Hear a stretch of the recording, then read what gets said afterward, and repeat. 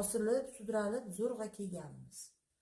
Mana hozir shu kunga kelib 1,5 oy bo'lgan bo'lsa, mana qatnayotganimizga уже shunchalik bu kishi уже 5-6 qadam tashlab o'zlari yuryaptilar. Biz ushlamayapmiz u kishini. Keyin yiqilmoqchi bo'lsa ushlab turibmiz. Atak yaxshi, hozir appetitlari ochilib, Xudoga shukr. Mana ranglari ochilib, boshqacha bo'lib, ranglari ham boshqacha sap-sariq edi kelganimizda. Hozir mana qonlar yugurib, boshqacha bo'lib qoldilar mana o'zlari. Shunga mana shu kelinglar, davolaninglar sizlar ham. Bu yolg'on gap emas. Men o'zim ham misol uchun kelib ko'rgan narsamni aytyapman. Shunga rahmat Jamshid akaga. Rahmat sizlarga ham rahmat. Mana shu gap kelganda insultni davolashda yangi yo'nalish razrabotka qilingan.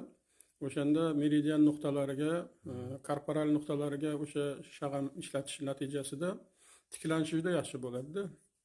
Mana o'sha hozirgi holatdagi sizni qo'llagan usulingiz bahonada shu bitta kasbga ega bo'lyapsiz. Bu noyob kasb, hali hech kim buni ishlatmagan. Shuni natijasida tiklanish juda yaxshi bo'ladi. Mana o'zingiz ko'rib turibsiz, qo'lga tomiziladigan bo'lsa, miyamga ta'sir qilyapti deydi, yo oyoqqa ta'sir qilyapti deydi. Oyoqqa tiqsangiz, hatto o'sha qatlarga ta'sir qilayotganini, ishlamayotgan joylarni uyg'otishga juda ham ta'siri yaxshi.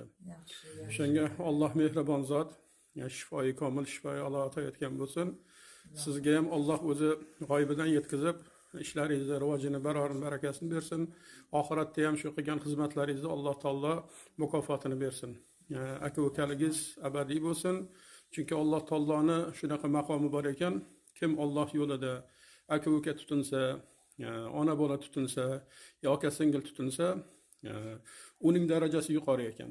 Uning oddiy bir shunaqa maqomi bor ekanki, kim jannatda Alloh taolo bilan uchrashgan paytida, "Ya Allohim, meni dunyoda shunaqa tutingan akam yo ukam bor edi, shuni ko'rmayapman" desa, shunda Alloh taolo u do'zaxdadir ekan. Menga shu jannating tatimayapti deganda Alloh taolo buyurar ekanki, farishtalarga o'shani do'zaxdan olib chiqar ekan. Shunda do'zaxdagilar, yonidagilar hayron bo'lar ekan. Buni payg'ambarlardan avlodi bormidi? Yo shahidlardan aka-ukasi bormidi? Kim buni shafaat qildi deganda, buni do'sti, o'sha Alloh yo'lidagi do'sti shafaat qildidir ekan.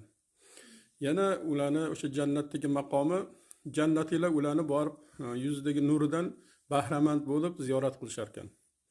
O'shanga hammamizga Alloh taoloning shunaqa maqomi berilgan bo'lsin. Alloh o'zi husni jamoliga vasil